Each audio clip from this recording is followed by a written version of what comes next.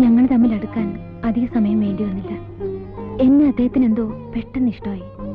എന്റെ കാര്യങ്ങളെല്ലാം പറയാൻ എനിക്കൊരാള്, അങ്ങനെയാണ് എനിക്കും തോന്നിയത്.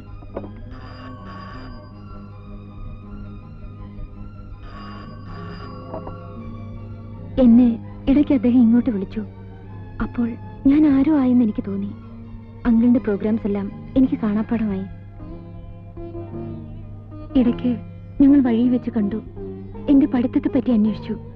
ഉഴപ്പുന്നുണ്ടോന്ന് സംശയം തോന്നിയപ്പോ എന്നെ വഴക്കു പറഞ്ഞു. അങ്ങനെ ആദ്യം ഉണ്ടായിരുന്ന കൊച്ചു പേടി പോലും എനിക്കില്ലാതെയായി. ഈശ്വരൻ സത്യമായിട്ട് ഒരിക്കൽ പോലും അങ്കിൾ എന്നോട് മര്യാദ വിട്ട് പെരുമാറിയിട്ടില്ല.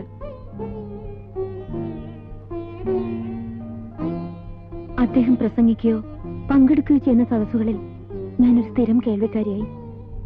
ഓരോ പ്രാവശ്യം കാണുന്തോറും അദ്ദേഹത്തിന് എന്നോടുള്ള വാത്സല്യം കൂടിക്കൂടി വരികയായിരുന്നു.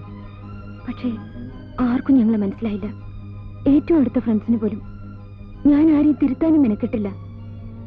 അമ്മ ചീത്ത പറയുന്ന ഉറപ്പുള്ളതുകൊണ്ട് അവിടെ മാത്രം ഞാൻ എല്ലാം ഒളിച്ചു വെച്ചു.